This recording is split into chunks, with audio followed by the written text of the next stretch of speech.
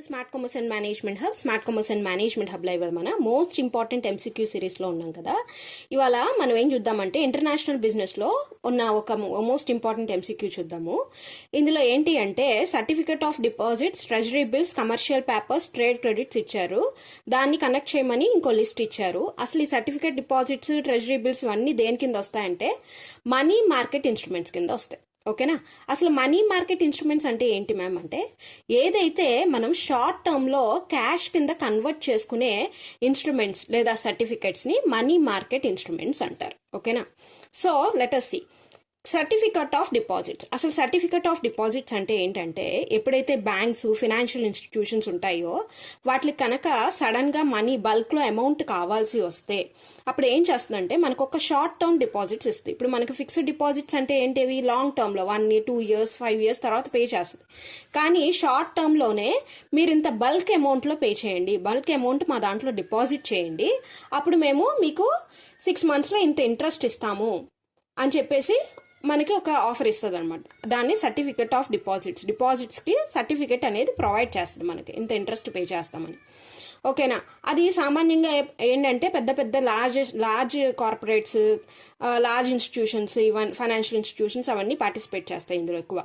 ఓకేనా. Certificate of deposits అనేవి banks, financial institutions అనేవి ప్రొవైడ్ చేసే షార్ట్ టర్మ్ డిపాజిట్ అనమాట. అంటే ఎందుకు షార్ట్ టర్మ్ అంటే విత్ ఇన్ 1 yearలోనే మనకు ఆ ఇంట్రెస్ట్ అమౌంట్ అనేది పే చేసేస్తుంది.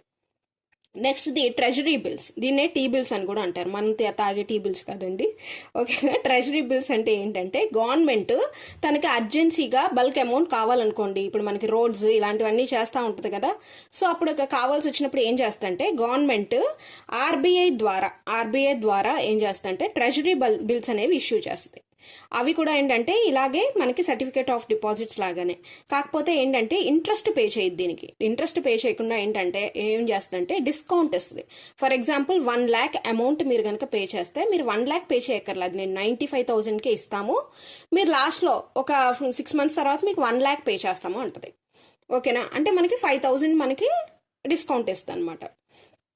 నెక్స్ట్ది మనకి ఏంటంటే కమర్షియల్ పేపర్స్ అంటే ఇది అన్సెక్యూర్డ్ ప్రామిసరీ నోట్స్. ఇది ఎవరిస్తారు అంటే లార్జ్ స్కేల్ కంపెనీస్ ఉంటాయి కదా, large corporate reputed companies, Infosys, Tata ఇలాంటివి అనమాట. ఇవేం చేస్తాయి అంటే ఒక ప్రామిసరీ నోట్ ఇస్తుంది. ప్రామిసరీ నోట్ అంటే ఏంటి, రిటర్న్ గా మనకి ఇచ్చే ప్రామిస్ అనమాట. ఇంత అమౌంట్ మేము పే చేస్తాము ఇన్ని డేస్ తర్వాత, ఇన్ని 91 days ఇలా ఉంటాయి కదా. కానీ ఇది అన్సెక్యూర్డ్, మనకి సెక్యూరిటీ ఏమీ ఉండదు అనమాట దీనికి. ఓకే. ట్రేడ్ క్రెడిట్ అంటే ఏంటంటే సప్లయర్స్ కానీ హోల్సేలర్స్ కానీ మనకి